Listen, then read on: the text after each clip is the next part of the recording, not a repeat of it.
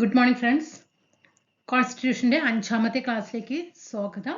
പുതിയ SCRT-യിൽ ജനാധിപത്യത്തിന്റെ വ്യാപനം സ്ഥാപനങ്ങളിലൂടെ എന്ന ലെസണിൽ പറഞ്ഞിരിക്കുന്ന എല്ലാ കമ്മീഷനുകളും അടങ്ങിയിട്ടുള്ള ഒരൊറ്റ ക്ലാസ് ആണ് ഇത്. അതിൽ എല്ലാ കമ്മീഷൻ, തെരഞ്ഞെടുപ്പ് കമ്മീഷൻ, മനുഷ്യാവകാശ കമ്മീഷൻ, വനിതാ കമ്മീഷൻ, പിന്നോക്ക വിഭാഗ കമ്മീഷൻ, SC/ST കമ്മീഷൻ, ബാലാവകാശ കമ്മീഷൻ, ന്യൂനപക്ഷ കമ്മീഷൻ, അങ്ങനെ എക്സെട്ര. ഓക്കെ, ഇതെല്ലാം അടങ്ങിയിട്ടുള്ള ഒരൊറ്റ ക്ലാസ് ആണ്. ഞാൻ എക്സ്ട്രാ ആയിട്ട് ഇതിൽ പോയിന്റുകൾ ആഡ് ചെയ്യുന്നില്ല കേട്ടോ. കറണ്ട് അഫെയറിൽ ആരാണ് ചെയർമാൻ എന്ന് മാത്രമേ ഇതിൽ ആഡ് ചെയ്യുന്നുള്ളൂ. ആദ്യത്തേതും പ്രസന്റും ആരാണ് എന്ന് മാത്രമേ ഇതിൽ ആഡ് ചെയ്യുന്നുള്ളൂ. എക്സ്ട്രാ പോയിന്റ് ഞാൻ SCRT-യിൽ, നമ്മൾ SCRT ബേസ് ആണ് ക്ലാസ്സുകൾ അല്ലേ. അപ്പൊ ഇപ്പൊ എടുക്കുന്നത് ഫുള്ളും SCRT മാത്രമാണ്. അപ്പൊ SCRT-യിലുള്ള കണ്ടന്റ് മാത്രമേ നിങ്ങളുടെ മുന്നിലേക്ക് എത്തിക്കുന്നുള്ളൂ കേട്ടോ. നോക്കാം. അപ്പൊ ഇനി വരാൻ പോകുന്ന company board, last grade, VFA, Bevco, LD, ഇതിനൊക്കെ എന്താണ് SCRT ആണ് അല്ലേ. SCRT പഠിക്കാതെ നമ്മൾ വേറെ ഒന്നും പഠിച്ചിട്ട് കാര്യമില്ല അല്ലേ.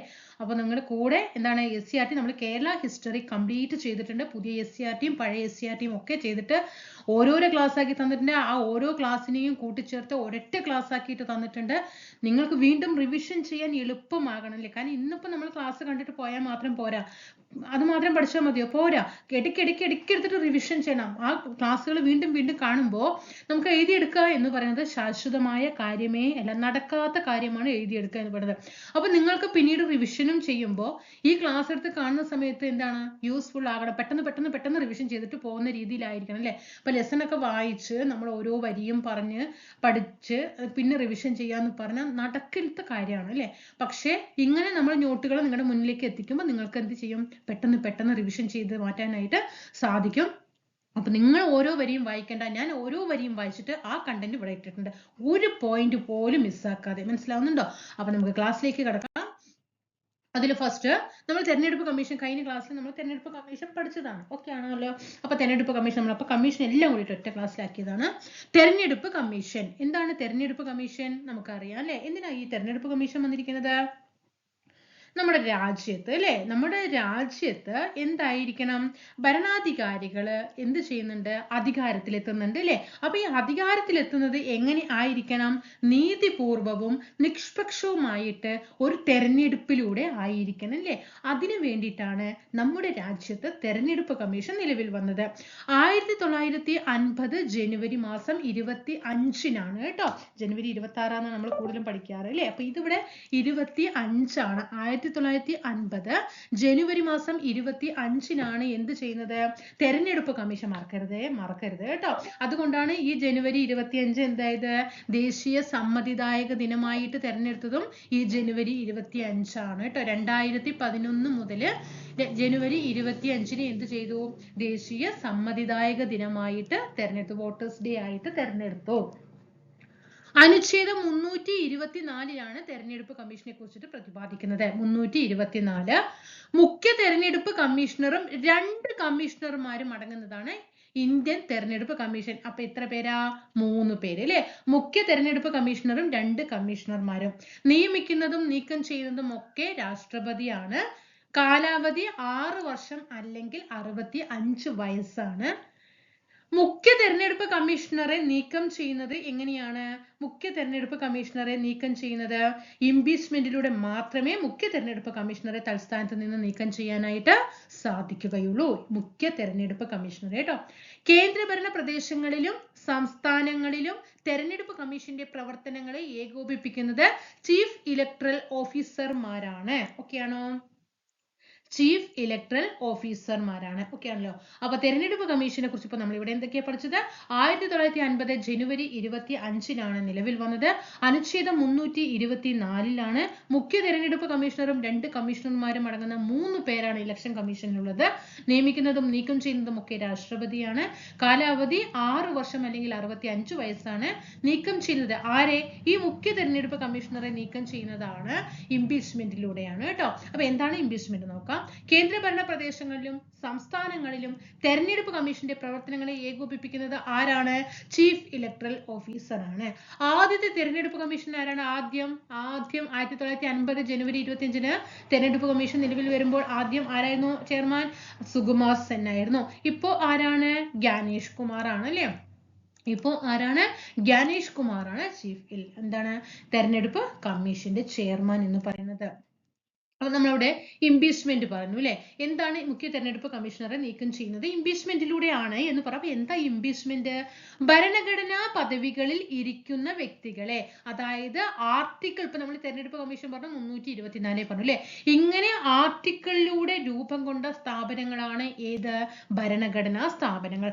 അങ്ങനെ ആ ഭരണഘടനാ സ്ഥാപനങ്ങളിലെ പദവികളിൽ ഇരിക്കുന്ന വ്യക്തികളെ പ്രസ്തുത സ്ഥാനങ്ങളിൽ നിന്നും പാർലമെന്ററി നടപടിക്രമങ്ങളിലൂടെ പുറത്താക്കുന്ന പ്രക്രിയയാണ് ഇംപീച്ച്മെന്റ് എന്ന് പറയുന്നത്. ഭരണഘടനാ പദവികളിൽ ഇരിക്കുന്ന വ്യക്തികളെ പ്രസ്തുത സ്ഥാനങ്ങളിൽ നിന്നും ഏത് നടപടി പ്രക്രിയയിലൂടെ? പാർലമെന്ററി നടപടി പ്രക്രിയയിലൂടെ പുറത്താക്കുന്ന പ്രക്രിയയാണ് ഇംപീച്ച്മെന്റ് എന്ന് പറയുന്നത്. തലത്തിലെ തെരഞ്ഞെടുപ്പ് കമ്മീഷൻ ചെയർമാൻ ആരാണ്? ജ്ഞാനേഷ് കുമാർ ആണ് കേട്ടോ. ഇപ്പോ ആരാണ് മക്കളെ? ജ്ഞാനേഷ് കുമാർ ആണ്. ജ്ഞാനേഷ് കുമാർ എത്രാമത്തെയാണ്? 26ാമത്തെ തെരഞ്ഞെടുപ്പ് കമ്മീഷൻ ചെയർമാൻ ആണ്. ആദ്യത്തേത് ആരാണ്? സുകുമാർ സെൻ ആണ് കേട്ടോ. ആദ്യത്തേത് സുകുമാർ സെൻ ആണ്. Okay, Gyanesh Kumar and Sukumar Sen. ഫസ്റ്റത്തെ സുകുമാർ സെൻ, ഇപ്പൊ ജ്ഞാനേഷ് കുമാർ 26ാമത്തെ. തെരഞ്ഞെടുപ്പ് കമ്മീഷന്റെ ചുമതലകൾ നോക്കാം. വോട്ടർ പട്ടിക തയ്യാറാക്കുക, തിരിച്ചറിയൽ കാർഡ് ലഭ്യമാക്കുക, രാഷ്ട്രപതി, ഉപരാഷ്ട്രപതി, ലോകസഭ, രാജ്യസഭ, സംസ്ഥാന നിയമസഭ അംഗങ്ങൾ എന്നിവരുടെ തെരഞ്ഞെടുപ്പിനുള്ള മേൽനോട്ടം, നടത്തിപ്പ്, നിയന്ത്രണം, പെരുമാറ്റച്ചട്ടങ്ങളുടെ പ്രഖ്യാപനം, നടപ്പിലാക്കൽ, രാഷ്ട്രീയ പാർട്ടികൾക്ക് അംഗീകാരം നൽകുക, ചിഹ്നം അനുവദിക്കല്, തെരഞ്ഞെടുപ്പിന്റെ വിജ്ഞാപനം പുറപ്പെടുവിക്കണം, നാമനിർദ്ദേശ പത്രിക സ്വീകരിക്കണം, നാമനിർദ്ദേശ പത്രിക അംഗീകരിക്കണം, അതിനെ സൂക്ഷ്മ പരിശോധന ചെയ്യണം, സ്ഥാനാർത്ഥി പട്ടിക പ്രസിദ്ധീകരിക്കണം, വോട്ടെടുപ്പ്, വോട്ടെണ്ണൽ തീയതി നിശ്ചയിക്കുക, ഫലപ്രഖ്യാപനം, തർക്കങ്ങൾ പരിഹരിക്കല്, തെരഞ്ഞെടുപ്പ് ചെലവ് പരിശോധിക്കല്, തുടർ നടപടികൾ സ്വീകരിക്കല്. ഇതൊക്കെ എന്താണ്? തെരഞ്ഞെടുപ്പ് കമ്മീഷന്റെ ചുമതലകളാണ്. അപ്പൊ വോട്ടർ പട്ടിക തയ്യാറാക്കുക, തിരിച്ചറിയൽ കാർഡ് ലഭ്യമാക്കുക, രാഷ്ട്രപതി, ഉപരാഷ്ട്രപതി, ലോകസഭ, രാജ്യസഭ, സംസ്ഥാന നിയമസഭ അംഗങ്ങൾ, അവിടേക്കൊക്കെ തെരഞ്ഞെടുപ്പ് മേൽനോട്ട നിയന്ത്രണമൊക്കെ ആരാ? തെരഞ്ഞെടുപ്പ് കമ്മീഷനാണ്. സംസ്ഥാന തലത്തിലെ തെരഞ്ഞെടുപ്പ് കമ്മീഷന്റെ ഡ്യൂട്ടീസ് എന്താണ്? തദ്ദേശ സ്വയംഭരണ സ്ഥാപനങ്ങളിലേക്കുള്ള തെരഞ്ഞെടുപ്പ്, മുനിസിപ്പാലിറ്റി, കോർപ്പറേഷൻ, ഇവിടേക്കൊക്കെയാണ് നമ്മുടെ സംസ്ഥാനത്തെ തെരഞ്ഞെടുപ്പ് കമ്മീഷന്റെ ഡ്യൂട്ടീസ്. പെരുമാറ്റച്ചട്ടങ്ങളുടെ പ്രഖ്യാപനം, നടപ്പിലാക്കൽ, രാഷ്ട്രീയ പാർട്ടികൾക്ക് അംഗീകാരം നൽകുക, ചിഹ്നങ്ങൾ അനുവദിക്കുക, തെരഞ്ഞെടുപ്പ് വിജ്ഞാപനം പുറപ്പെടുവിക്കുക, നാമനിർദ്ദേശ പത്രിക സ്വീകരിക്കുക, സൂക്ഷ്മ പരിശോധന, നാമനിർദ്ദേശ പത്രിക അംഗീകരിക്കല്, സ്ഥാനാർത്ഥി പട്ടിക പ്രസിദ്ധീകരിക്കല്, വോട്ടെടുപ്പ്, വോട്ടെണ്ണൽ തീയതി നിശ്ചയിക്കുക, ഫലപ്രഖ്യാപനം, തർക്കങ്ങൾ പരിഹരിക്കല്, തെരഞ്ഞെടുപ്പ് ചെലവ് പരിശോധിക്കല്, തുടർ നടപടികൾ സ്വീകരിക്കല്. ഇതൊക്കെ ആരുടെ ഡ്യൂട്ടീസ് ആണ്? തെരഞ്ഞെടുപ്പ് കമ്മീഷന്റെ ഡ്യൂട്ടീസ് ആണ്. ഇനി ദേശീയ സമ്മതിദായക ദിനം നമ്മൾ നേരത്തെ പറഞ്ഞു അല്ലെ. ജനുവരി 25, 2011 മുതൽ ജനുവരി 25 ദേശീയ സമ്മതിദായക ദിനമായിട്ട് തെരഞ്ഞെടുത്തിട്ടുണ്ട്. എന്താ കാരണം? തെരഞ്ഞെടുപ്പ് കമ്മീഷൻ 1950 ജനുവരി 25 നിലവിൽ വന്നതിന്റെ ഫലമായിട്ടാണ് ജനുവരി 25 വോട്ടേഴ്സ് ഡേ ആയിട്ട് 2011 മുതൽ തെരഞ്ഞെടുക്കാൻ കാരണം. ഇനി സംസ്ഥാനത്തെ തെരഞ്ഞെടുപ്പ് കമ്മീഷൻ നോക്കാം. 1993 ഡിസംബർ 13, 93ന്റെ പ്രത്യേകത എന്താ? ദേശീയ മനുഷ്യാവകാശ കമ്മീഷൻ നിലവിൽ വന്ന അതേ വർഷം തന്നെയാണ് സംസ്ഥാനത്തെ തെരഞ്ഞെടുപ്പ് കമ്മീഷൻ നിലവിൽ വരുന്നത്. 93 ഡിസംബർ മാസം 3 അവസാന മാസമാണ് കേട്ടോ. ഭേദഗതി 73, 74 ഭേദഗതികളിലൂടെ അനുച്ഛേദം 243Kയും 243ZAയും തദ്ദേശ സ്വയംഭരണ സ്ഥാപനങ്ങളിലേക്കുള്ള വോട്ടർ പട്ടിക തയ്യാറാക്കുക, അതിലേക്കുള്ള മേൽനോട്ടം നടത്തുക, നിയന്ത്രണം ചെയ്യുക, തദ്ദേശ സ്വയംഭരണ സ്ഥാപനങ്ങളിലെ അംഗങ്ങളുടെ സംവരണ സ്ഥാനങ്ങൾ നിശ്ചയിക്കുന്നതും സംസ്ഥാന തെരഞ്ഞെടുപ്പ് കമ്മീഷനാണ്. 93 ഡിസംബർ 3, 73, 74 ഭേദഗതി, അനുച്ഛേദം 243Kയും 243ZAയും തദ്ദേശ സ്വയംഭരണ സ്ഥാപനങ്ങളിലേക്കുള്ള വോട്ടർ പട്ടിക തയ്യാറാക്കല്, മേൽനോട്ടം, നിയന്ത്രണം, തദ്ദേശ സ്വയംഭരണ സ്ഥാപനങ്ങളിലെ അംഗങ്ങളുടെ സംവരണ സ്ഥാനങ്ങൾ നിശ്ചയിക്കുന്നതും ഒക്കെ സംസ്ഥാന തെരഞ്ഞെടുപ്പ് കമ്മീഷനാണ്. സംസ്ഥാന തെരഞ്ഞെടുപ്പ് കമ്മീഷൻ ചെയർമാൻ ആരാണ്? ഇപ്പോ ഷാജഹാൻ ആണ് അല്ലെ. സംസ്ഥാനത്തെ തെരഞ്ഞെടുപ്പ് കമ്മീഷൻ ഇപ്പോ ആരാണ്? ഷാജഹാൻ ആണ്. ഡിലിമിറ്റേഷൻ കമ്മീഷൻ, അതിർത്തി നിർണയ കമ്മീഷൻ ചെയർമാനും ആരാണ്? ഷാജഹാൻ ആണ് കേട്ടോ. ഷാജഹാൻ ആണ്, മറക്കരുത്. ഇനി നമുക്ക് ദേശീയ മനുഷ്യാവകാശ കമ്മീഷനെ കുറിച്ചിട്ട് പറയാം. അപ്പൊ ദേശീയ മനുഷ്യാവകാശ കമ്മീഷൻ എപ്പോഴും 1993 സെപ്റ്റംബർ മാസം 28-ാം തീയതി നിലവിൽ വന്ന 1993 സെപ്റ്റംബർ മാസം 28-ാം തീയതി ദേശീയ മനുഷ്യാവകാശ സംരക്ഷണ നിയമം നിലവിൽ വന്നതിന്റെ അടിസ്ഥാനത്തിലാണ് ഇന്ത്യയിലെ ദേശീയ മനുഷ്യാവകാശ കമ്മീഷൻ നിലവിൽ വന്നിരിക്കുന്നത് കേട്ടോ.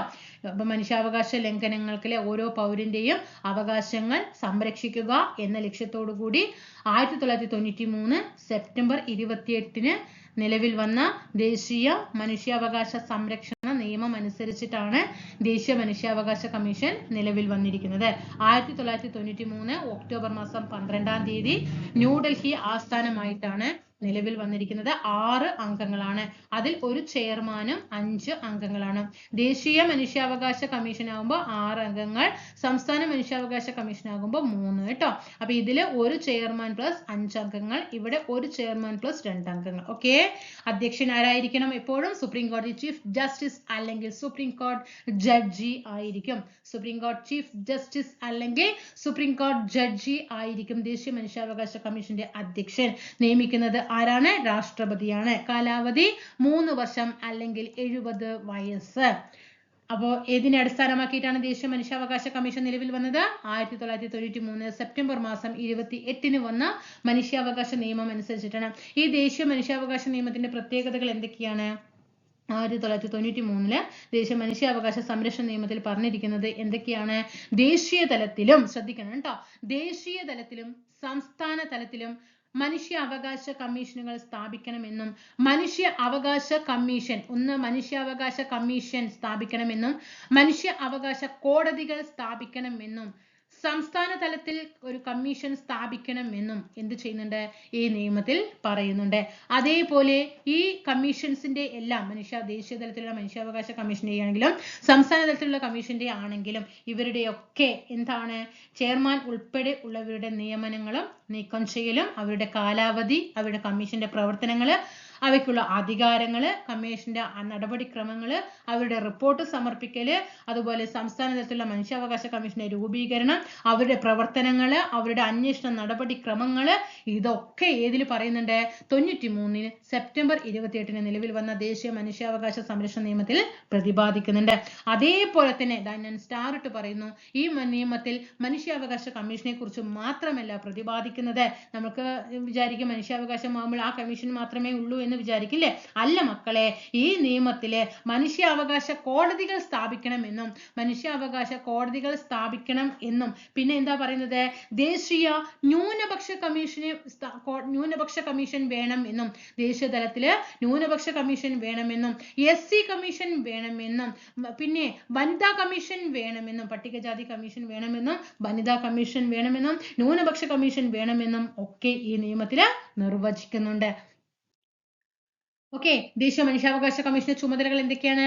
മനുഷ്യാവകാശ ലംഘനം സംബന്ധിച്ച പരാതികളിൽ അന്വേഷണം നടത്തുക, മനുഷ്യാവകാശ ലംഘനം സംബന്ധിച്ച കോടതി നടപടികളിൽ കക്ഷി ചേരുക, ജയിലുകൾ, പുനരധിവാസ കേന്ദ്രങ്ങൾ മുതലായവ സന്ദർശിച്ച് പരിഷ്കരണ നടപടികൾ നിർദ്ദേശിക്കുക, പിന്നെ മനുഷ്യാവകാശ പരിരക്ഷാ സംവിധാനങ്ങളുടെ നിർവഹണവും ഫലപ്രാപ്തിയും വിലയിരുത്തി നിർദ്ദേശങ്ങൾ നൽകുക, മനുഷ്യാവകാശത്തെ സംബന്ധിച്ച അന്തർദേശീയ കരാറുകൾ, പ്രഖ്യാപനങ്ങൾ തുടങ്ങിയവ വിശകലനം ചെയ്ത് നടപടികൾ സ്വീകരിക്കുക, നിയമപാലകർ ഉൾപ്പെടെയുള്ള പൊതുസേവകരുടെ ഭാഗത്തു നിന്ന് ഉണ്ടാകുന്ന മനുഷ്യ അവകാശ ലംഘനങ്ങളും ഇവ തടയുന്നതിൽ വരുത്തുന്ന വീഴ്ചകളും പരിശോധിച്ച് നടപടികൾ സ്വീകരിക്കുക. ഇതൊക്കെ ദേശീയ മനുഷ്യാവകാശ കമ്മീഷന്റെ ചുമതലകൾ. നമുക്ക് സംസ്ഥാനത്തെ മനുഷ്യാവകാശ കമ്മീഷനെ കുറിച്ച് പഠിക്കാം. 1998 ഡിസംബർ മാസം 11-ാം തീയതി നിലവിൽ വന്നു. 3 അംഗങ്ങളാണ് കേട്ടോ, 3 അംഗങ്ങളാണ്. അതായത് ഒരു ചെയർമാനും 2 അംഗങ്ങളുമാണ് കേട്ടോ. ഒരു ചെയർമാൻ ആൻഡ് 2 അംഗങ്ങളാണ്. ആരൊക്കെയാണ്? ഇപ്പൊ ആരാണ് ചെയർമാൻ?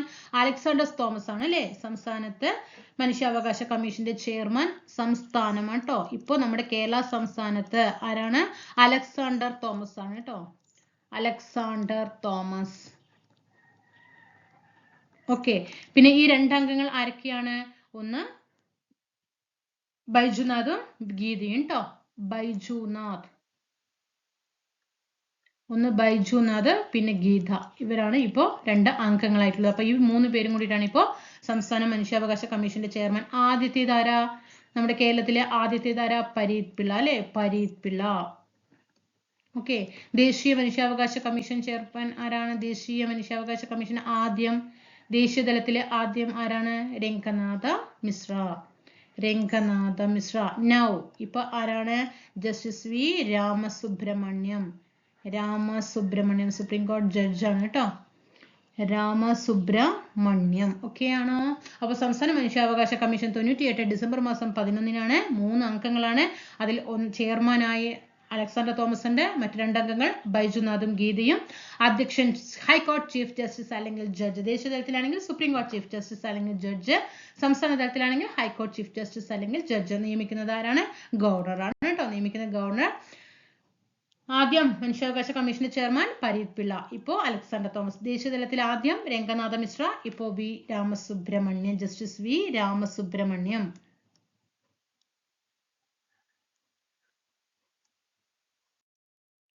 നെക്സ്റ്റ് വൺ നമുക്ക് നോക്കാം. ദേശീയ വനിതാ കമ്മീഷൻ ചെയർപേഴ്സൺ നോക്കാം. ദേശീയ വനിതാ കമ്മീഷൻ 1992 ജനുവരി മാസം 31-ാം തീയതിയിലെ എന്താണ് 92 ജനുവരി മാസം 31-ാം തീയതിയാണ് ദേശീയ വനിതാ കമ്മീഷൻ നിലവിൽ വന്നത്. 7 അംഗങ്ങളാണ് കേട്ടോ. 7 അംഗങ്ങളാണ് ദേശീയ വനിതാ കമ്മീഷനിൽ ഉള്ളത്. 7 അംഗങ്ങൾ എങ്ങനെയാണ്? 1 ചെയർപേഴ്സൺ, ഒരു ചെയർപേഴ്സൺ അല്ലേ, എപ്പോഴും ഒരു ചെയർപേഴ്സൺ ഉണ്ടാകും. പിന്നെ ആരാണ്? ഒരു ചെയർപേഴ്സൺ, പിന്നെ 5 അംഗങ്ങൾ കേട്ടോ. 5 അംഗങ്ങൾ. അപ്പൊ എത്ര പേരായി? 6 പേരായി അല്ലേ. ഒരു മെമ്പർ സെക്രട്ടറി കേട്ടോ. ഒരു മെമ്പർ സെക്രട്ടറിയും ഒരു ചെയർപേഴ്സണും 5 അംഗങ്ങളും അടങ്ങുന്നതാണ് ദേശീയ വനിതാ കമ്മീഷൻ. നിയമിക്കുന്നത് ആരാണ്? കേന്ദ്ര സർക്കാരാണ് കേട്ടോ. നിയമിക്കുന്നത് കേന്ദ്ര സർക്കാരാണ്. കാലാവധി 3 വർഷമാണ് കേട്ടോ. കാലാവധി എത്ര വർഷമാണ്? 3 വർഷമാണ്. അതുപോലെ അന്താരാഷ്ട്ര വനിതാ ദിനം എന്നാണ്? മാർച്ച് 8 അന്താരാഷ്ട്ര വനിതാ ദിനം. ദേശീയ വനിതാ കമ്മീഷന്റെ ആസ്ഥാനം ന്യൂഡൽഹിയാണ് അല്ലെ. സ്ത്രീകളുടെ സുരക്ഷയ്ക്കും തുല്യതയ്ക്കും അവകാശങ്ങൾ സംരക്ഷിക്കുന്നതിനുമായിട്ട് വിപുലമായിട്ടുള്ള അധികാരങ്ങളും ചുമതലകളും ഒക്കെ ആർക്കുണ്ട്? ദേശീയ വനിതാ കമ്മീഷന് ഉണ്ട്. നമ്മുടെ സമൂഹത്തിൽ സ്ത്രീകൾ അഭിമുഖീകരിക്കുന്ന വിവിധ പ്രശ്നങ്ങളിൽ ഇടപെട്ടിട്ട് എന്ത് ചെയ്യും? നിയമപരമായ പരിഹാരങ്ങൾ നിർദ്ദേശിക്കുകയും നടപടികൾ ശുപാർശകൾ ചെയ്യുകയുമാണ് ദേശീയ വനിതാ കമ്മീഷന്റെ പ്രധാനപ്പെട്ട ചുമതല എന്ന് പറയുന്നത്. 92 ജനുവരി മാസം 31-നാണ് കമ്മീഷൻ സ്ഥാപിതമായത്. ന്യൂഡൽഹി ആസ്ഥാനമായിട്ടാണ്. നിയമിക്കുന്നത് കേന്ദ്ര സർക്കാരാണ്. റിപ്പോർട്ട് സമർപ്പിക്കുന്നതും കേന്ദ്ര സർക്കാരിനാണ്. കാലാവധി 3 വർഷമാണ്. അന്താരാഷ്ട്ര വനിതാ ദിനം മാർച്ച് 8. ആസ്ഥാനം ന്യൂഡൽഹിയാണ്. 7 അംഗങ്ങളിൽ ഒരു ചെയർപേഴ്സണും പിന്നെ 5 അംഗങ്ങളും പിന്നെ ഒരു മെമ്പർ സെക്രട്ടറിയും. എന്താ ഈ അന്താരാഷ്ട്ര വനിതാ ദിനം, ഇന്റർനാഷണൽ വുമൻസ് ഡേ എന്ന് പറയുന്നത്? സ്ത്രീകളുടെ അവകാശങ്ങൾ സംരക്ഷിക്കുക, സ്ത്രീകൾക്കെതിരായിട്ടുള്ള അക്രമങ്ങളും വിവേചനങ്ങളും തടയുക, സാമൂഹിക മുന്നേറ്റത്തിൽ സ്ത്രീകളുടെ പങ്കാളിത്തം ഉറപ്പുവരുത്തുക തുടങ്ങിയ ഉദ്ദേശ ലക്ഷ്യങ്ങളോടെയാണ് എന്ത് ചെയ്യുന്നത്? അന്താരാഷ്ട്ര വനിതാ ദിനമായിട്ട് ഈ മാർച്ച് 8 ആചരിച്ചു തുടങ്ങിയത് കേട്ടോ. ഓക്കെ, അങ്ങനെ സ്ത്രീകൾക്കെതിരായിട്ടുള്ള അതിക്രമങ്ങൾ തടയാനും രാഷ്ട്രീയ സാമൂഹ്യ സാമ്പത്തിക രംഗങ്ങളിൽ എല്ലാത്തരം വിവേചനങ്ങൾക്കും അതീതമായിട്ട് സ്ത്രീകളുടെ ശാക്തീകരണം ഉറപ്പുവരുത്തുക തുടങ്ങിയവ ഈ ദിനാചരണത്തിലൂടെ ഐക്യരാഷ്ട്ര സംഘടന എന്ത് ചെയ്യുന്നുണ്ട്? ലക്ഷ്യം വെക്കുന്നുണ്ട്. ഓക്കെ, ഇനി നമുക്ക് വനിതാ കമ്മീഷന്റെ ചുമതലകൾ ഒന്ന് നോക്കാം. എന്തൊക്കെയാണ് ദേശീയ വനിതാ കമ്മീഷന്റെ ചുമതലകൾ എന്ന് പറയുന്നത്? സ്ത്രീ സുരക്ഷയ്ക്കായിട്ടുള്ള ഭരണഘടനാ വ്യവസ്ഥകളും നിയമങ്ങളും പരിശോധിക്കുക. സ്ത്രീ സുരക്ഷയ്ക്കായിട്ടുള്ള ഭരണഘടനാ വ്യവസ്ഥകളും നിയമങ്ങളും പരിശോധിക്കുക. സ്ത്രീകളുടെ അവകാശങ്ങൾ സംരക്ഷിക്കുന്നതിനുള്ള നിയമനിർമ്മാണങ്ങൾക്ക് നിർദ്ദേശങ്ങൾ സമർപ്പിക്കുക. ലിംഗനീതി ഉറപ്പുവരുത്തുന്നതുമായി ബന്ധപ്പെട്ട പ്രവർത്തനങ്ങൾ. ലിംഗനീതിയിൽ നമുക്കറിയാം സ്ത്രീ പുരുഷൻ എന്ന രീതിയിലൊക്കെ വേർതിരിവ് കാണിക്കാറുണ്ട് അല്ലെ. അപ്പൊ അതിനെതിരെ ഒക്കെ കേട്ടോ. ഓക്കെ, സ്ത്രീകൾ നേരിടുന്ന അസമത്വങ്ങളും വിവേചനങ്ങളും ഇല്ലാതാക്കുന്നതിനുള്ള നിർദ്ദേശങ്ങൾ നൽകുക. സ്ത്രീകൾ നേരിടുന്ന വിവിധ പ്രശ്നങ്ങളിൽ ഇടപെടുകയും പ്രശ്ന പരിഹാരങ്ങൾ നിർദ്ദേശിക്കുകയും ചെയ്യുക. ഓക്കെ, പിന്നെന്താണ്? സ്ത്രീകളെ ബാധിക്കുന്ന വിഷയങ്ങളിൽ നയരൂപീകരണത്തിൽ സർക്കാരുകൾക്ക് ഉപദേശം നൽകുക. ഓക്കെയാണോ? അപ്പൊ ഇത്രയും കാര്യങ്ങൾ ഒന്ന് പോസ് ചെയ്തിട്ട് ഒന്ന് നന്നായിട്ട് വായിച്ചു നോക്കണം കേട്ടോ. കാരണം സ്റ്റേറ്റ്മെന്റ് ലെവലൊക്കെ വരുന്ന സമയത്ത് എന്ത് ചെയ്യും? നമുക്ക് അങ്ങോട്ട് ഇതായി കിട്ടും, തെറ്റ് വരും. അപ്പൊ അത് വരരുത്. ഓക്കെ,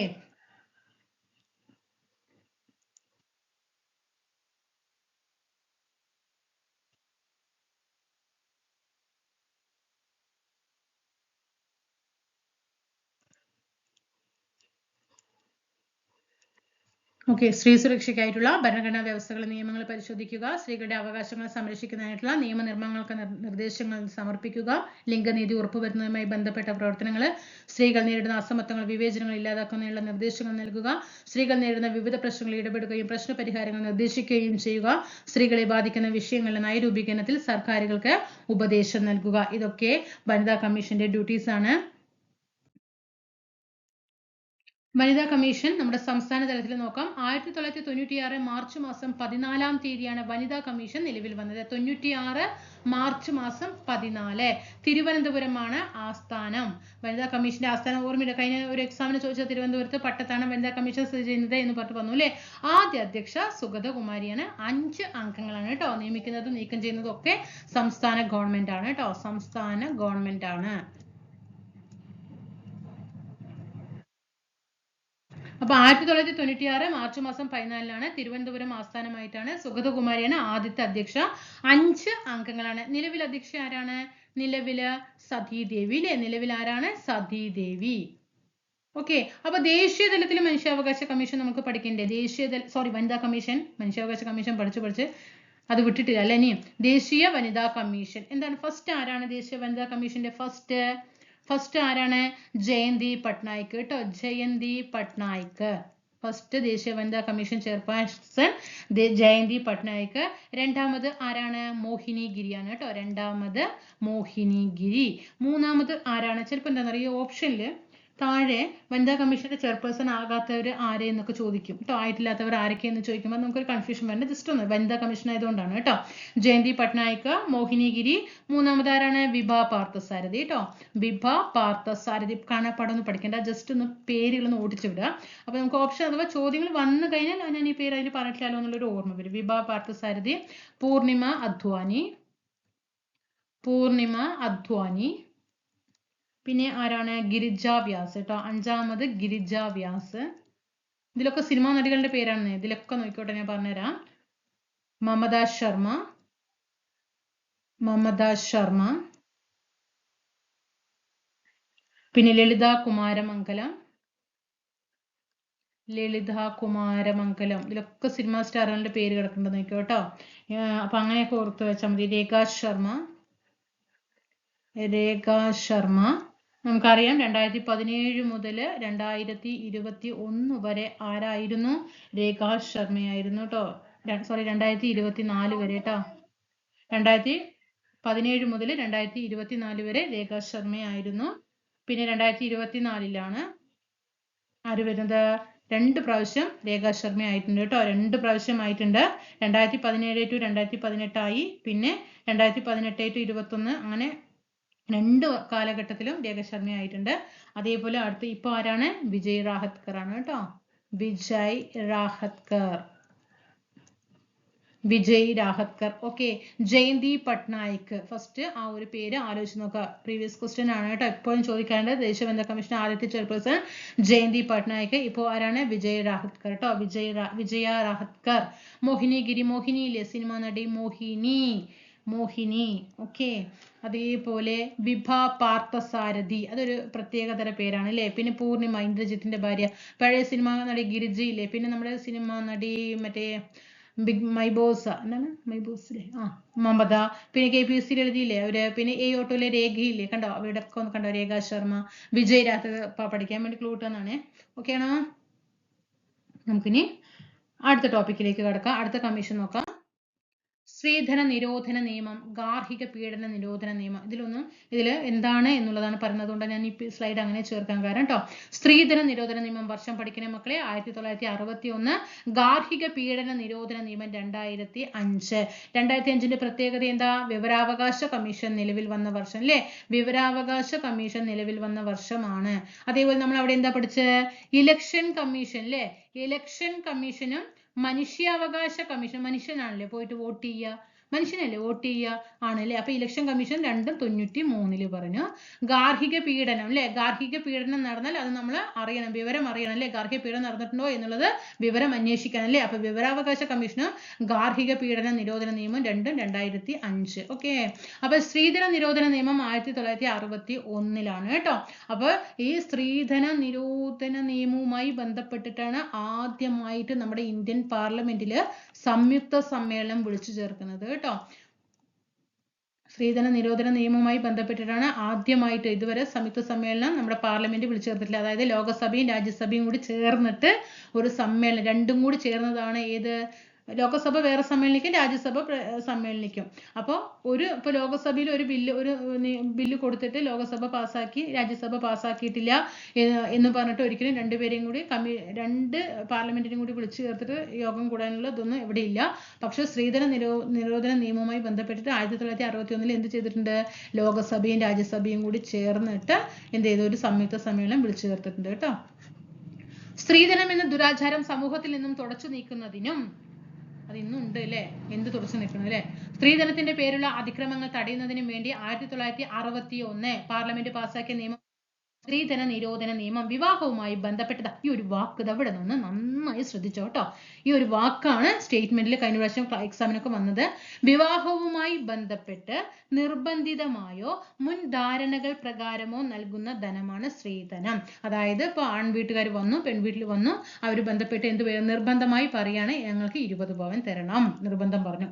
ഇനി മുൻധാരണകൾ പ്രകാരമോ അല്ലെങ്കിൽ അപ്പോൾ പെണ്ണ് വീട്ടുകാർ പറയണം ഞങ്ങൾക്ക് ഇപ്പൊ തരാൻ പറ്റില്ല, ഞങ്ങൾക്ക് പിന്നീട് ഈ കുട്ടിക്ക് ഈ സ്ഥലങ്ങൾ പിന്നീട് ഞങ്ങൾ എഴുതി വെക്കുന്നതായിരിക്കും എന്ന് പറഞ്ഞിട്ട് ഒരു മുൻധാരണ അല്ലെ. ധനമാണ് എന്ത്? സ്ത്രീധനം. സ്ത്രീധന ധനമാണ്, പിന്നെ എന്തിനാ വേറെ ധനം വേണോ? വേണ്ട അല്ലെ. ഒരു നിശ്ചിത തുകയോ ആഭരണങ്ങളോ സ്വത്തോ കൊടുക്കാമെന്നുള്ള വാഗ്ദാനമാണ് ഒരാളെ വിവാഹത്തിന് സമ്മതിക്കുന്നത് എങ്കിൽ അതും സ്ത്രീധനമാണ് അല്ലെ. ഇപ്പോൾ 50,000 രൂപ സ്ത്രീധനം തരാം, ആഭരണങ്ങള് 50 പവൻ തരാം അല്ലെങ്കിൽ ഒരു ഏക്കർ ഭൂമിയുണ്ട് അത് കൊടുക്കാം എന്നുള്ള വാഗ്ദാനം നൽകിയിട്ടാണ് വിവാഹം ചെയ്യുന്നത് എങ്കിൽ പോയി പെണ്ണ് നോക്കാൻ പറയണം അല്ലെ. എന്തിനു വിവാഹം കഴിക്കണം? വേണ്ട. ഒരാളെ വിവാഹത്തിന് സമ്മതിക്കുന്നതെങ്കിൽ അതും സ്ത്രീധനമാണ്. ഈ നിയമപ്രകാരം സ്ത്രീധനം സ്വീകരിക്കുന്നതും നൽകുന്നതും കുറ്റകരമാണ്. ഇന്നും അത് എത്ര പേരാണ് അല്ലെ. ഇപ്പൊ എല്ലാവരും പറയും 2K ഫാമിലിയാണ്, 2K ആണ് പറയും. എന്ത് 2K ആയിട്ട് എന്താണ്? എത്ര മരണങ്ങളാണ് ഇപ്പൊ സംഭവിക്കുന്നത് സ്ത്രീധനത്തിന്റെ പേരിൽ? കുട്ടികൾക്ക് ചെറുത്ത് നിൽക്കാൻ സാധിക്കുന്നുണ്ടോ? ഉണ്ടോ? ഇല്ല. നല്ല വിദ്യാഭ്യാസം ഉണ്ട്, നല്ല ജോലി ഉണ്ട്, എന്നിട്ട് പോലും തരം ചെയ്യാൻ കഴിയുന്നില്ല. പിന്നെ അതും കൂടി ഇല്ലാത്തവരുടെ ഒരു അവസ്ഥ ഒന്ന് ആലോചിച്ച് നോക്ക്. ഇത് ജോലിയില്ല, എന്താ പറയാ, വിദ്യാഭ്യാസവും ഇല്ല, എന്നിട്ട് എങ്ങനെ പിടിച്ചു നിൽക്കാൻ പറ്റും? സാധിക്കും തോന്നുന്നുണ്ടോ? സാധിക്കില്ല. അപ്പൊ അതിന് ഏറ്റവും അത്യാവശ്യം എന്താണ്? നല്ലൊരു ജോലി നേടുക എന്നത് തന്നെയാണ് മക്കളെ. നിങ്ങൾ ആരെങ്കിലും എൻ്റെ ക്ലാസ് കല്യാണം കഴിയാത്ത കുഞ്ഞു മക്കളെ നിങ്ങൾ ഉണ്ടെങ്കിൽ ദയവ് ചെയ്തിട്ട് ജോലി വാങ്ങാതെ, ആൺകുട്ടികളുടെ കാര്യം അടക്കം ഞാൻ ചേർത്തിട്ടാണ് പറയുന്നത് കേട്ടോ മക്കളെ. നിങ്ങൾ നല്ലൊരു സ്ഥാനത്തെത്താതെ കല്യാണം കഴിക്കരുത്, മനസ്സിലായിട്ടുണ്ടോ? 20 പെൺകുട്ടികളൊക്കെ ആകുമ്പോൾ ഒരു 27 ഇപ്പൊ ആൺകുട്ടികൾ പറയും മിസ്സേ നിങ്ങൾ ഞങ്ങളുടെ കഞ്ഞികൂടി മുട്ടിക്കല്ലേ എന്ന് പറയില്ലേ. 27 മതിയടോ. 27 വയസ്സിലൊക്കെ പെൺകുട്ടികൾ വിവാഹത്തിന് ഇറങ്ങുക കേട്ടോ. നല്ല രീതിയിൽ സെറ്റിലായിട്ട് നമ്മൾ കുറച്ചൊക്കെ ഒന്ന് അഡ്ജസ്റ്റ് ചെയ്ത് നോക്കുക. ശരിയല്ലെങ്കിൽ നമ്മൾ ബഹുമാനിക്കണം, അവരെയും ബഹുമാനിക്കണം, നമ്മുടെ വീട്ടുകാരെയും ബഹുമാനിക്കണം. ഞാൻ ചോദിക്കുന്നത്, ഈ പോകുന്ന പെൺകുട്ടികൾക്ക് മാത്രമാണോ എല്ലാവരെയും ബഹുമാനിക്കാനുള്ള ഉത്തരവാദിത്വം? ആണോ? അല്ല. നമ്മൾ പോകുന്നവരെ നമ്മളെയും ബഹുമാനിക്കണം അല്ലെ. അവർ ബഹുമാനിക്കണം, നമ്മുടെ കാൽതൊട്ട് തൊഴുതണം എന്നല്ല ഞാൻ പറയുന്നത്, ഗിവ് ആൻഡ് ടേക്ക് ആണ് അല്ലേ. അപ്പൊ അതിന് എന്ത് വേണം? കുറച്ച് ശരിയല്ല എന്ന് കണ്ടെങ്കിൽ നമുക്ക് നമ്മുടെ ജീവിതം നോക്കി സേഫ് ആകണമെങ്കിൽ നമ്മുടെ കയ്യിൽ വരുമാനം വേണം. അപ്പൊ നിങ്ങൾ അത് ചെയ്ത് മാത്രം ഇറങ്ങുക, മനസ്സിലാകുന്നുണ്ടോ? പിന്നെ ചിലവർ വിചാരിക്കും നമ്മൾ കുറച്ച് പഠിച്ചാൽ അതൊക്കെ ഭർത്താവിൻ്റെ വീട്ടുകാർ പറയും പഠിപ്പിക്കുക, അങ്ങനെ ക്ലാസ്സിൻ്റെ ഇടയിൽ എന്തെങ്കിലും സംസാരിക്കുന്നത് താല്പര്യമില്ലെങ്കിൽ സ്ക്രോൾ ചെയ്തിട്ട് മാറ്റാട്ടോ മക്കളെ. ഒരു 2 മിനിറ്റ് റിലാക്സ് ആയിക്കോട്ടെ എന്ന് പറഞ്ഞാൽ ഞാൻ ക്ലാസ്സിൻ്റെ ഇടയിൽ പറഞ്ഞത്. ഇനി ഇതിന് താഴെ വന്നിട്ട് നെഗറ്റീവ് കമൻറ്റ് ആരും ഇടരുത്. കേൾക്കാൻ താല്പര്യമില്ലെങ്കിൽ ക്ലാസ് സ്റ്റാർട്ട് ചെയ്യുന്നതൊന്ന് കാണുക കേട്ടോ. അപ്പോൾ നല്ലോണം സെറ്റിലായിട്ട് മാത്രം കാണാൻ എന്താണ് വിവാഹത്തിന് ഇറങ്ങുക കേട്ടോ. ജോലി എന്ന് പറയുന്നത് അത്ര ഇമ്പോർട്ടൻ്റ് ആണ്. ഓക്കെ. പിന്നെ വാഗ്ദാനങ്ങളിൽ വീഴരുത്. കല്യാണം കഴിച്ച് പഠിപ്പിക്കാം എന്ന് ഒരിക്കലും നടക്കാത്ത കാര്യങ്ങളാണ്. കല്യാണം കഴിഞ്ഞ ഉടനെ തന്നെ ഒന്നും അവർ പഠിക്കാൻ വില്ല. പിന്നെ അത്രയും നല്ലവരായിരിക്കണം. പിന്നെ നമ്മുടെ ഭാഗ്യം എന്നുകൂടി വേണം. പോയി കഴിഞ്ഞാൽ പിന്നെ അറിയാലോ, പിന്നെ ഡെലിവറി വരും, ആ കുട്ടികളെ നോക്കാൻ ആളുണ്ടാവില്ല, കുട്ടികളെ നമ്മൾ നോക്കണം, നമ്മുടെ മക്കളെ നമ്മളെവിടെ ഇട്ടിട്ട് പോകും? ആ മക്കളെ നോക്കണം. ആ മക്കളെ നോക്കാൻ വേണ്ടിയിട്ട് 3-4 വർഷമാകും. അപ്പോഴേക്കും സെക്കൻഡ് പ്രഗ്നൻ്റ് ആകും. അത് കഴിയുമ്പോഴേക്കും നമ്മുടെ ഏജുകൾ പോകും. ലാസ്റ്റ് നമ്മൾ വീട്ടിലിരുന്ന് ഈ മക്കളെ നോക്കുമ്പോൾ ഈ ഹസ്ബൻഡും ഫാമിലിയും തന്നെ പറയും ഒരു ഉപകാരവും ഇല്ല, പഠിച്ചിട്ട് അവൾ ഒരു കാര്യമില്ല. പക്ഷെ ഇത്ര നാളും നമ്മൾ എങ്ങനെ താണ്ടി വന്നു എന്നുള്ളത് അവർ മനസ്സിലാക്കില്ല, അവർ പറയില്ല. മനസ്സിലാകുന്നുണ്ടോ? അപ്പൊ അത് എന്താണ്? ജോലി കിട്ടിയിട്ട് ലീവ് എടുക്കടോ, ലീവ് എടുക്ക്, എന്നിട്ട് അങ്ങോട്ട് പ്രസവിക്കുക, എന്നിട്ട് ഇരിക്കുക, ധൈര്യമായിട്ട് കുട്ടീനെ നമുക്ക് ആക്കിയിട്ട് നമുക്ക് പോകാലോ. അപ്പൊ അതൊക്കെ നോക്കിയിട്ട് വേണം മക്കളെ കേട്ടോ. എല്ലാം ശ്രദ്ധിച്ച് ചെയ്യണം കേട്ടോ. എടുത്തു ചാടിയിട്ടൊന്നും അടുത്ത വീട്ടുകാരെന്ത് പറയണോ എന്നും പറഞ്ഞിട്ട് അടുത്ത വീട്ടുകാർ പറഞ്ഞോട്ടെ. അവർ പറയുന്നത് അവർക്ക് നേരം പോക്കിനല്ലേ, അവർ പറഞ്ഞോട്ടെ കേട്ടോ. നമ്മൾ അടുത്ത് നിൽക്കുന്ന വൈകി അയ്യോ എന്താ കുട്ടിയുടെ കല്യാണം എന്ന് ശ്രദ്ധിക്കാനേ പോകരുത് കേട്ടോ. ഓക്കെ. ഗാർഹിക പീഡന നിരോധന നിയമം 2005 ഈ വിഷയം വന്നപ്പോൾ ഇവിടെ പറഞ്ഞതാണ് കേട്ടോ മക്കളെ. അല്ലാതെ നിങ്ങളുടെ സമയം കളഞ്ഞതല്ല. നമ്മുടെ രാജ്യത്ത് 2006 ഒക്ടോബർ മാസം 26-നാണ് ഗാർഹിക പീഡന നിരോധന നിയമം പ്രാബല്യത്തിൽ വന്നത്. ഇന്ന് ഈ നിയമം നിലവിൽ വന്നിട്ട് എന്തെങ്കിലും മക്കളെ ഒരു കാര്യം ഉണ്ടെന്ന് തോന്നുന്നുണ്ടോ നിങ്ങൾക്ക്? ഉണ്ടോ? ഗാർഹിക പീഡന നിരോധന നിയമം പ്രാബല്യത്തിൽ വന്നത് ജീവിത പങ്കാളിയിൽ നിന്നോ ബന്ധുക്കളിൽ നിന്നോ സ്ത്രീകൾക്ക് നേരിടേണ്ടി വരുന്ന പീഡനങ്ങളിൽ നിന്ന് സംരക്ഷണം നൽകുന്നതാണ് ഈ നിയമം. സ്ത്രീത്വത്തെ അപമാനിക്കുന്നതും അപകടപ്പെടുത്തുന്നതുമായ എല്ലാ അതിക്രമങ്ങളും ഗാർഹിക പീഡനത്തിന്റെ വിശാല നിർവചനത്തിൽ ഉൾപ്പെടുത്തിയിട്ടുണ്ട്. ഓക്കെ, ചില ആൺകുട്ടികൾ എന്ന് പറയുമ്പോൾ ആൺകുട്ടികൾക്കും പെൺകുട്ടികളുടെ ഭാഗത്തു നിന്ന് നല്ല പ്രഷർ ഉണ്ടാകാറുണ്ട്. പക്ഷെ എന്നാലും രണ്ടും ടീമാണെങ്കിലും കേട്ടോ, നിങ്ങൾ ബോയ്സ് ആണെങ്കിലും ഗേൾസ് ആണെങ്കിലും പഠിച്ച് സെറ്റ് ആയിട്ട് മാത്രം വിവാഹത്തിന് ഇറങ്ങാം കേട്ടോ.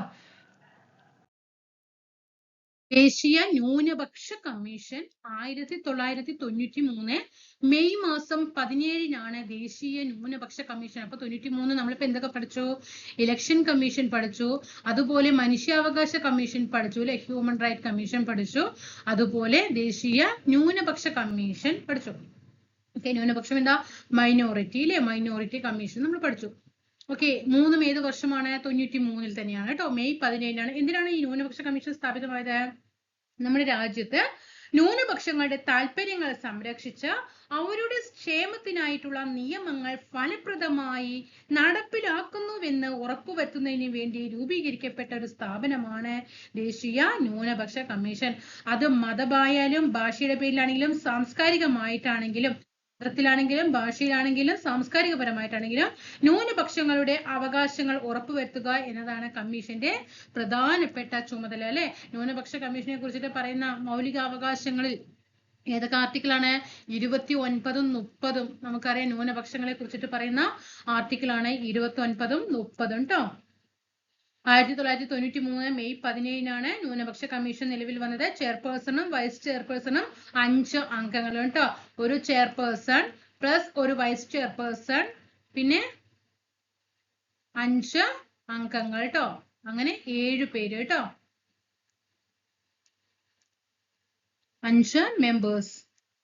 ഓക്കെ, അപ്പൊ ചെയർപേഴ്സൺ, വൈസ് ചെയർപേഴ്സൺ, 5 മെമ്പേഴ്സ്, അങ്ങനെ 7 പേര്. വനിതാ കമ്മീഷനിലും എത്രയാ പഠിച്ചത്? 7 അല്ലേ. അപ്പൊ മൈനോറിറ്റി കമ്മീഷൻ, ന്യൂനപക്ഷ കമ്മീഷനും വനിതാ കമ്മീഷനിലും 7 പേരാണ് കേട്ടോ. അവിടെ നമ്മൾ ഒരു ചെയർപേഴ്സൺ, 5 അംഗം, ഒരു മെമ്പർ സെക്രട്ടറി എന്ന നിലയിൽ പഠിച്ചു. ഇവിടെ 7 അംഗം, ഒരു ചെയർപേഴ്സൺ, ഒരു വൈസ് ചെയർപേഴ്സൺ, 5 അംഗങ്ങൾ അല്ലെ. ഒരു ചെയർപേഴ്സൺ, ഒരു വൈസ് ചെയർപേഴ്സൺ, 5 അംഗങ്ങൾ. നാമനിർദ്ദേശം ആരാണ്? കേന്ദ്ര ഗവൺമെന്റ് ആണ് കേട്ടോ. നാമനിർദ്ദേശം ചെയ്യുന്നത് കേന്ദ്ര ഗവൺമെന്റ് ആണ്. രാഷ്ട്രപതിയാണ് കമ്മീഷൻ അംഗങ്ങളെ നിയമിക്കുന്നത്. നാമനിർദ്ദേശം ചെയ്യുന്നത് കേന്ദ്ര ഗവൺമെന്റും നിയമിക്കുന്നത് രാഷ്ട്രപതിയുമാണ്. കാലാവധി 3 വർഷമാണ് കേട്ടോ. കാലാവധി എത്രയാണ്? 3 വർഷമാണ്. ദേശീയ വനിതാ കമ്മീഷന്റെ കാലാവധിയും എത്രയാ? 3 വർഷം തന്നെയാണ് കേട്ടോ. അപ്പൊ ന്യൂനപക്ഷം, വനിതാ കമ്മീഷനൊക്കെ ഏകദേശം അംഗങ്ങള് കാലാവധിയൊക്കെ ഒരേപോലെ തന്നെയാണ്. കാലാവധി 3 വർഷമാണ്. അതുപോലെ ഇവർക്ക് എന്ത് ചെയ്യുന്നുണ്ട്? വിപുലമായിട്ടുള്ള അധികാരങ്ങളുണ്ട് കേട്ടോ ന്യൂനപക്ഷ കമ്മീഷന്. എന്തൊക്കെയാണ് ന്യൂനപക്ഷങ്ങളുടെ ചുമതലകൾ ഒന്ന് നോക്കാം? ന്യൂനപക്ഷങ്ങളുടെ സാമൂഹിക വികസന പുരോഗതി വിലയിരുത്തുക, ന്യൂനപക്ഷങ്ങളുടെ സംരക്ഷണാർത്ഥമുള്ള ഭരണഘടനാ വ്യവസ്ഥകളുടെയും നിയമങ്ങളുടെയും പ്രവർത്തനം വിലയിരുത്തുക, ന്യൂനപക്ഷങ്ങൾ നേരിടുന്ന പ്രശ്നങ്ങളും പ്രതിസന്ധികളും സംബന്ധിച്ച റിപ്പോർട്ടുകൾ കാലാകാലങ്ങളിൽ സമർപ്പിക്കുക, ന്യൂനപക്ഷങ്ങളുടെ അവകാശ ലംഘനവുമായി ബന്ധപ്പെട്ട പരാതികൾ പരിശോധിക്കുകയും തുടർ നടപടികൾക്കായിട്ട് നടത്തുകയും ചെയ്യുക, ന്യൂനപക്ഷങ്ങൾക്കായുള്ള പരിരക്ഷകളുടെ കൃത്യമായ പരിപാലനത്തിന് സമർപ്പിക്കുക. ഇനി സംസ്ഥാന ന്യൂനപക്ഷ കമ്മീഷൻ നോക്കാം. 2013-ലാണ് കേരള സംസ്ഥാനത്ത് ന്യൂനപക്ഷ കമ്മീഷൻ നിലവിൽ വന്നത്. ചെയർപേഴ്സണും വൈസ് ചെയർപേഴ്സണും ഉൾപ്പെടെ 4 അംഗങ്ങൾ കേട്ടോ. ഒരു ചെയർപേഴ്സൺ, പിന്നെ ഒരു വൈസ് ചെയർപേഴ്സൺ പ്ലസ് എത്ര പേരാ? 2 അംഗങ്ങൾ. ടോട്ടൽ 4 പേര് കേട്ടോ. 4 പേര്. ദേശീയതലത്തിൽ 7 പേര്. 7, 4. ന്യൂനപക്ഷം, അതിനാണ് ഇടയ്ക്കിടയ്ക്ക് റിവിഷൻ ചെയ്യണം പറയുന്നത് കേട്ടോ. അന്നേരം നമുക്ക് ഓർമ്മയുണ്ടാവുള്ളൂ. ദേശീയതലത്തിൽ 7, സംസ്ഥാന തലത്തിൽ വനിതാ കമ്മീഷൻ ദേശീയതലത്തിൽ 7, സംസ്ഥാന തലത്തിൽ 5.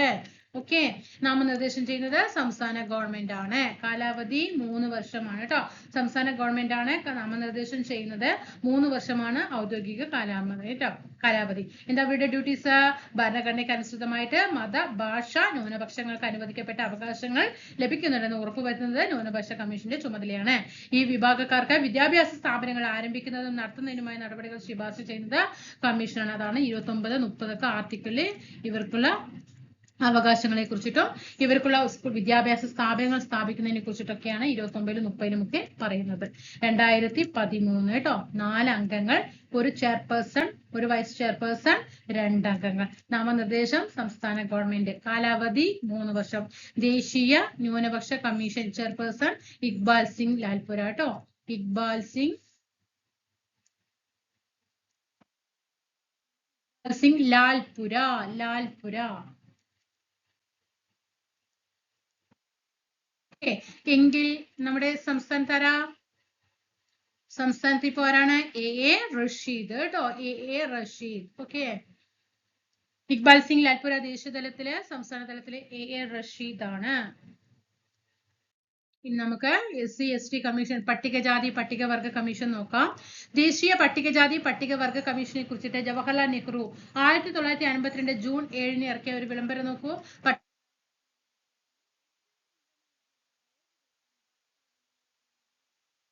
ഏറ്റവും മുൻഗണന കൊടുക്കേണ്ടത് ഏതിനാണ്? റോഡുകൾക്കും വാർത്താവിനിമയത്തിനുമാണ്.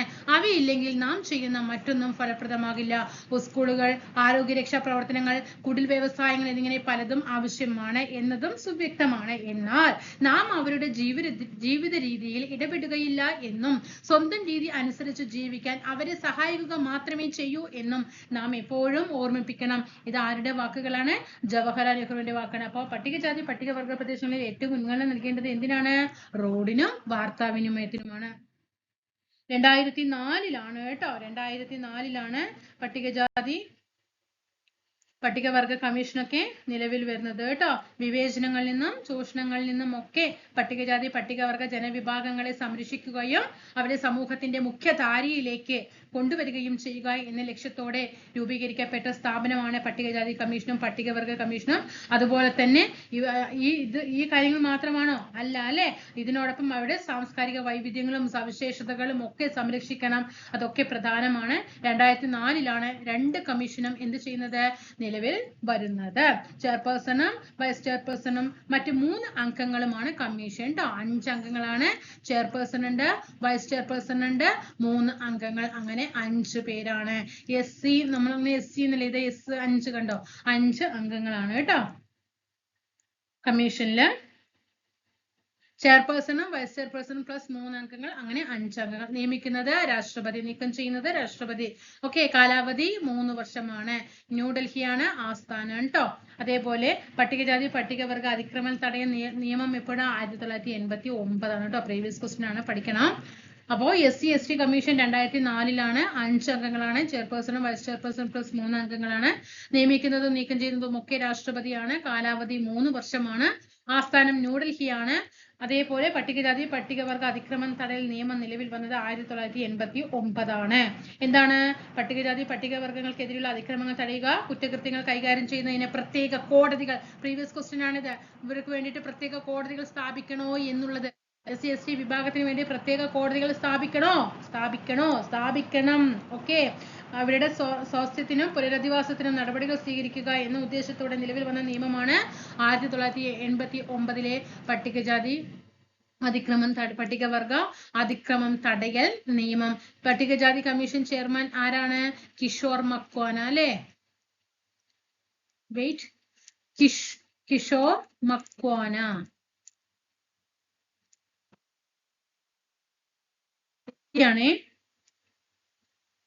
ST ആരാ? ST കമ്മീഷൻ ചെയർപേഴ്സൺ ആരാണ്? ഓർമ്മ കിട്ടുന്നുണ്ടോ നിങ്ങൾക്ക്?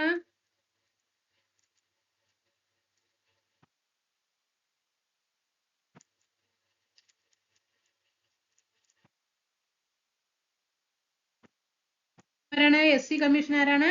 കിഷോർ മക്വാന. പിന്നെ ST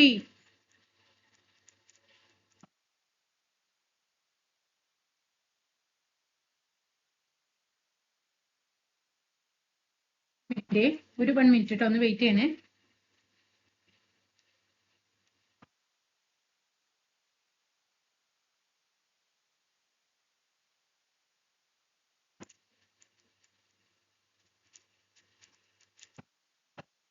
ഓക്കെ, നമുക്ക് സ്റ്റാർട്ട് ചെയ്യാം. ഇങ്ങനെയാണ്. ഒരാൾ വന്നു, അതുകൊണ്ട് ഞങ്ങൾ പോയതാണ് കേട്ടോ. ക്ലാസ് കട്ട് ചെയ്യണ്ടെന്ന് പറഞ്ഞിട്ട്. ഓക്കെ. 2004-ലാണ് SC ST കമ്മീഷൻ നിലവിൽ വന്നത്. 1989 പട്ടികജാതി പട്ടികവർഗ അതിക്രമം തടയൽ നിയമം 89 പഠിക്കണം. 5 അംഗങ്ങളാണ്. ഒരു ചെയർപേഴ്സണും വൈസ് ചെയർപേഴ്സൺ പ്ലസ് 3 അംഗങ്ങൾ 5. കാലാവധി 3. നിയമിക്കുന്നത് രാഷ്ട്രപതി, നീക്കം ചെയ്യുന്ന രാഷ്ട്രപതി. ആസ്ഥാനം ന്യൂഡൽഹി. ഇവർക്ക് വേണ്ടി പ്രത്യേക കോടതികൾ സ്ഥാപിക്കണം, അതൊരു നിയമമാണ്. ഓക്കെയാണോ? ഇപ്പോൾ SC commission chairperson Kishore Makwana. പിന്നെ ST ആരാണ് പറഞ്ഞത്? ഓർമ്മയില്ല നിങ്ങൾക്ക്? ആരാ? അന്തർ സിംഗ് ആര്യ അല്ലേ? അന്തർ സിംഗ് ആര്യ കേട്ടോ. കിഷോർ മക്വാന SC, ST അന്തർ സിംഗ് ആര്യ. നമുക്കിവിടെ ചുമതലകൾ നോക്കാം. പട്ടികജാതി പട്ടികവർഗ വിഭാഗങ്ങൾക്കെതിരെയുള്ള അതിക്രമങ്ങളുമായി ബന്ധപ്പെട്ട പരാതികൾ അന്വേഷിക്കുക. പട്ടികജാതി പട്ടികവർഗ ക്ഷേമത്തിനായിട്ടുള്ള ഭരണഘടനാ വ്യവസ്ഥകളും നിയമങ്ങളും കാര്യക്ഷമമായി നടപ്പിലാക്കുന്നുവെന്ന് വിലയിരുത്തുക. പട്ടികജാതി പട്ടികവർഗ വിഭാഗങ്ങൾ നേരിടുന്ന വെല്ലുവിളികൾ പരിഹരിക്കുന്നതിനുള്ള മാർഗനിർദ്ദേശങ്ങൾ സർക്കാരുകൾക്ക് സമർപ്പിക്കുക. പട്ടികജാതി പട്ടികവർഗ വിഭാഗങ്ങളുടെ ക്ഷേമം, സംരക്ഷണം, ഉന്നമനം എന്നിവ ലക്ഷ്യമാക്കിയുള്ള പ്രവർത്തനങ്ങൾ സംസ്ഥാന പട്ടികജാതി പട്ടികവർഗ കമ്മീഷൻ. ഇപ്പോ ആരാണ് ചെയർമാൻ? BS മാവോജി ആണ് കേട്ടോ. BS മാവോജി. ഓക്കെ, 3 അംഗങ്ങളാണ് കേട്ടോ. സംസ്ഥാന പട്ടികജാതി പട്ടികവർഗ കമ്മീഷനിൽ 3 അംഗങ്ങളാണ്. നിയമിക്കുന്നത് ഗവർണറാണ്. കാലാവധിയും 3 വർഷമാണ്. 3 കേട്ടോ. 3 അംഗങ്ങൾ, കാലാവധി 3 വർഷം.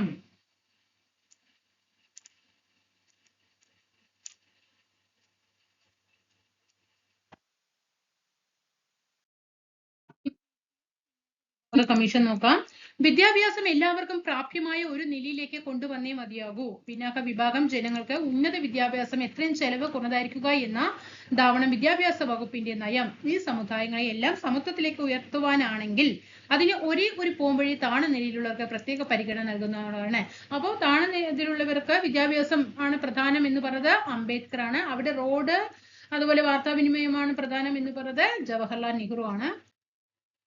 ഇനി ദേശീയ പിന്നാക്ക വിഭാഗ കമ്മീഷൻ നോക്കാം. 1993. അതും എപ്പോഴാ? 93. ഇലക്ഷൻ കമ്മീഷൻ, അതുപോലെ ഹ്യൂമൻ റൈറ്റ്സ് കമ്മീഷൻ, പിന്നെ ന്യൂനപക്ഷ കമ്മീഷൻ, പറഞ്ഞില്ലേ മൈനോറിറ്റി കമ്മീഷൻ, പിന്നാക്ക വിഭാഗ കമ്മീഷൻ. ഇതൊക്കെ എപ്പോഴാ? 93ലാണ്. 5 അംഗങ്ങളാണ്. നിയമിക്കുന്നത് രാഷ്ട്രപതിയാണ്. കാലാവധി 3 വർഷമാണ്. ഭരണഘടനാ പദവി ലഭിച്ചത് 2018ലാണ് കേട്ടോ. 1993ലാണ് എന്ത് ചെയ്യുന്നത്? പിന്നാക്ക വിഭാഗ കമ്മീഷൻ നിലവിൽ വരുന്നത്. രാജ്യത്തെ സാമൂഹികമായും സാമ്പത്തികമായും പിന്നാക്കം നിൽക്കുന്ന വിഭാഗങ്ങളുടെ ഉന്നമനം ലക്ഷ്യമാക്കിയിട്ടാണ് പിന്നാക്ക വിഭാഗങ്ങൾക്കായിട്ടുള്ള ദേശീയ കമ്മീഷൻ സ്ഥാപിക്കപ്പെട്ടിട്ടുള്ളത്. ഓക്കെയാണോ? സാമൂഹികമായും വിദ്യാഭ്യാസപരമായും പിന്നാക്കം നിൽക്കുന്ന വിഭാഗങ്ങളുടെ പിന്നാക്കാവസ്ഥ പരിഹരിക്കുന്നതിനുള്ള നിർദ്ദേശങ്ങൾ സമർപ്പിക്കുക എന്നത് കമ്മീഷന്റെ ചുമതലകളിൽ പെടുന്നതാണ്. 1993ലാണ് കമ്മീഷൻ നിലവിൽ വന്നത്. ചെയർപേഴ്സണും വൈസ് ചെയർപേഴ്സണും 3 അംഗങ്ങളും. നമ്മൾ SC കമ്മീഷൻ പഠിച്ചില്ലേ? ചെയർപേഴ്സൺ, വൈസ് ചെയർപേഴ്സൺ പ്ലസ് 3 അംഗങ്ങൾ, ടോട്ടൽ 5 അംഗങ്ങൾ. നിയമിക്കുന്നത് രാഷ്ട്രപതി. പിന്നെ 3 വർഷമാണ് അംഗങ്ങളുടെ ഔദ്യോഗിക കാലാവധി കേട്ടോ. എന്നിട്ട് ഭരണഘടനാ പദവി ലഭിച്ചത് 2018ലാണ്. പിന്നാക്ക വിഭാഗ കമ്മീഷന് ഭരണഘടനാ പദവി ലഭിച്ചത്. പിന്നാക്ക വിഭാഗ കമ്മീഷന്റെ ചുമതല നോക്കാം. പിന്നാക്ക വിഭാഗങ്ങൾക്കായിട്ടുള്ള ഭരണഘടനാ വ്യവസ്ഥകളും നിയമങ്ങളും കാര്യക്ഷമമായി നടപ്പിലാക്കുന്നുവെന്ന് ഉറപ്പുവരുത്തുക. പിന്നാക്ക വിഭാഗങ്ങളുടെ ക്ഷേമത്തിനായിട്ടുള്ള വിവിധ സംവിധാനങ്ങളിലെ പ്രവർത്തനങ്ങളെ സംബന്ധിച്ച റിപ്പോർട്ടുകൾ സർക്കാരുകൾക്ക് സമർപ്പിക്കുക. പിന്നാക്ക പദവി സംബന്ധിച്ച ആവശ്യങ്ങൾ പരിശോധിച്ച് വേണ്ട നിർദ്ദേശങ്ങൾ സർക്കാരുകൾക്ക് സമർപ്പിക്കുക. പിന്നാക്ക വിഭാഗങ്ങൾ നേരിടുന്ന അതിക്രമങ്ങൾക്കെതിരെ നടപടികൾ സ്വീകരിക്കുന്നതിനും നീതി ഉറപ്പാക്കുന്നതിനും ശുപാർശകൾ നൽകുക. ഇതൊക്കെ പിന്നാക്ക വിഭാഗ കമ്മീഷന്റെ ചുമതലകളാണ്. ഇനി കേരള സംസ്ഥാനത്തെ പിന്നാക്ക വിഭാഗ കമ്മീഷൻ നിലവിൽ വന്നതും 1993ലാണ് കേട്ടോ. കേരള സംസ്ഥാന പിന്നാക്ക വിഭാഗ കമ്മീഷൻ നിലവിൽ വന്നത് 93ലാണ്. 3 വർഷമാണ് അംഗങ്ങളുടെ കാലാവധി കേട്ടോ. 3 വർഷമാണ് അംഗങ്ങളുടെ കാലാവധി കേട്ടോ. 3 വർഷമാണ് കമ്മീഷന്റെ ഔദ്യോഗിക കാലാവധി. പിന്നാക്ക വിഭാഗങ്ങളുടെ സാമൂഹിക സാമ്പത്തിക അവസ്ഥ പരിഗണിച്ച് പ്രസ്തുത ജനവിഭാഗങ്ങളെ സംവരണ ലിസ്റ്റിൽ ഉൾപ്പെടുത്തി ആനുകൂല്യങ്ങൾ നൽകുന്നതിന് വേണ്ടുന്ന നിർദ്ദേശങ്ങൾ സമർപ്പിക്കുക എന്നത് കമ്മീഷന്റെ ചുമതലയിൽ പെടുന്നു. ഓക്കെ, അപ്പൊ എന്താണ് കമ്മീഷന്റെ ചുമതല എന്ന് പറയുന്നത്? സാമൂഹിക സാമ്പത്തിക അവസ്ഥകളൊക്കെ പരിഗണിച്ചിട്ട് ഈ പിന്നാക്ക വിഭാഗങ്ങളെ എന്ത് ചെയ്യണം? സംവരണ ലിസ്റ്റിൽ ഉൾപ്പെടുത്തിയിട്ട് അവർക്ക് ആനുകൂല്യങ്ങൾ ലഭ്യമാക്കുക എന്നത് കമ്മീഷന്റെ ചുമതലയിൽ പെടുന്നു. ഓക്കെയാണോ?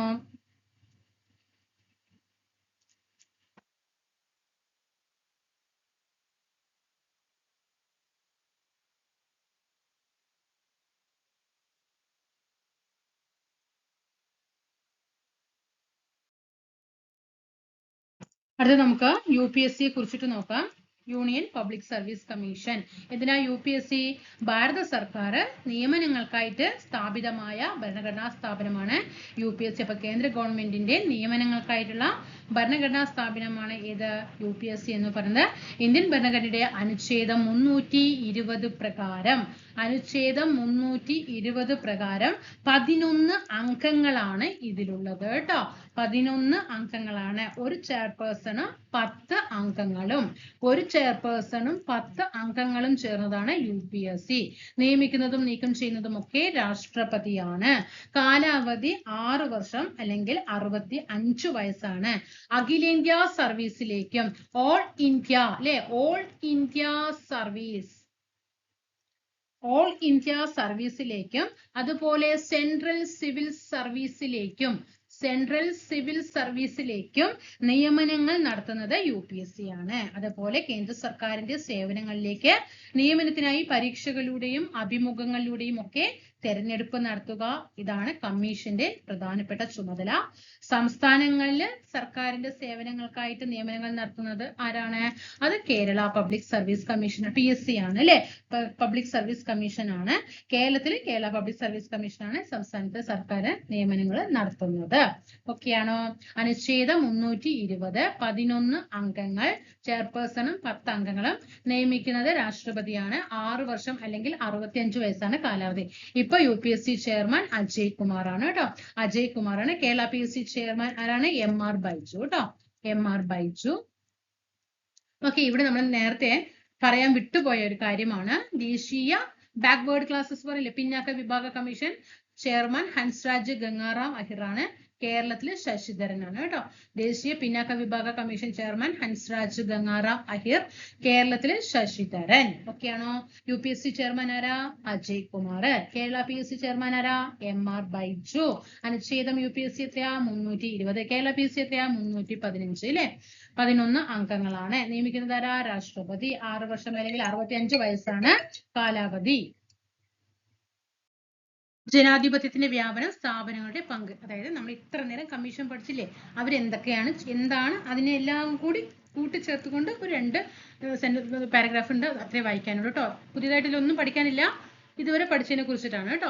വിശാലമായ ഭൂവിസ്തൃതിയും ഉയർന്ന ജനസംഖ്യയും സാംസ്കാരിക വൈവിധ്യമുള്ള നമ്മുടെ രാജ്യത്ത് വിവിധ ജനവിഭാഗങ്ങളുടെ സാമൂഹ്യ സാമ്പത്തിക അവസ്ഥ പിന്നോക്കാവസ്ഥ പരിഹരിക്കേണ്ടത് അനിവാര്യമാണ്. ഭരണഘടന വിഭാവനം ചെയ്യുന്ന അവസര സമത്വവും സാമൂഹ്യ നീതിയും പങ്കാളിത്തവും ഉറപ്പുവരുത്തുന്നതിലൂടെ മാത്രമേ ഈ പിന്നോക്കാവസ്ഥയ്ക്ക് പരിഹാരം കാണാൻ കഴിയുകയുള്ളൂ. സാമൂഹിക സാമ്പത്തിക പിന്നോക്കാവസ്ഥയിലുള്ള ജനവിഭാഗങ്ങളെ കൂടി സമൂഹത്തിന്റെ മുഖ്യധാരയിൽ എത്തിക്കുന്നതിലൂടെ മാത്രമേ ജനാധിപത്യം പൂർണ്ണമാവുകയുള്ളൂ. അതിനു വേണ്ടിയിട്ടാണ് ഓരോ തരത്തിലും ഓരോ കമ്മീഷൻ നിലവിൽ വന്നത് എന്നാണ് ഇവിടെ അടിസ്ഥാനമാക്കി.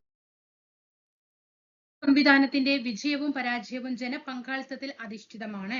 വിവിധ ജനവിഭാഗങ്ങളുടെ പങ്കാളിത്തം രാഷ്ട്രീയ പ്രക്രിയയിൽ ഉറപ്പാക്കുന്നതിൽ മുകളിൽ പ്രതിപാദിച്ചിട്ടുള്ള ഭരണഘടന ഏതര സ്ഥാപനങ്ങൾ, മനുഷ്യാവകാശ കമ്മീഷൻ, വനിതാ കമ്മീഷനൊക്കെ എന്താ ഭരണഘടനാ സ്ഥാപനങ്ങളാണോ? അല്ല അല്ലെ. തെരഞ്ഞെടുപ്പ് കമ്മീഷൻ, ന്യൂനപക്ഷ കമ്മീഷൻ, SC/ST കമ്മീഷനൊക്കെ എന്താ ഭരണഘടനാ സ്ഥാപനങ്ങളാണ്. ആർട്ടിക്കിളോട് കൂടിയിട്ട് നിലവിൽ വന്നതാണ് അല്ലെ. മനുഷ്യാവകാശ കമ്മീഷനൊക്കെ ആർട്ടിക്കിൾ പറയുന്നുണ്ടോ? ഇല്ല. ഉദാഹരണമായി തെരഞ്ഞെടുപ്പ് കമ്മീഷൻ പൗരരുടെ രാഷ്ട്രീയ അവകാശങ്ങൾ സ്വതന്ത്രമായും നിർഭയമായും വിനിയോഗിക്കുന്നതിനുള്ള സാഹചര്യം സൃഷ്ടിക്കുന്നതിലൂടെ രാഷ്ട്രീയ ജനാധിപത്യത്തിന്റെ അടിത്തറ വിപുലമാക്കുന്നു. 51-52 കാലഘട്ടം മുതൽ തന്നെ തെരഞ്ഞെടുപ്പ് ജനാധിപത്യം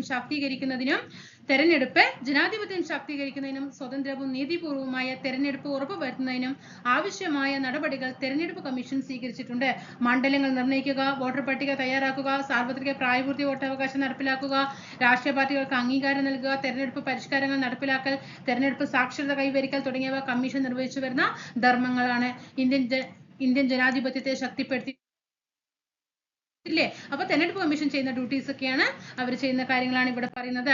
ഇനി നോക്ക്, ചരിത്രപരമായ കാരണങ്ങളാൽ പാർശ്വവൽക്കരിക്കപ്പെട്ട വിവിധ വിഭാഗങ്ങളെ SC/ST, ന്യൂനപക്ഷം അല്ലെ, പിന്നാക്ക വിഭാഗ കമ്മീഷൻ, ഇവരൊക്കെയാണ് പറയുന്നത് പാർശ്വവൽക്കരിക്കപ്പെട്ട, അരികുവൽക്കരിക്കപ്പെട്ട എന്നൊക്കെ പറയും.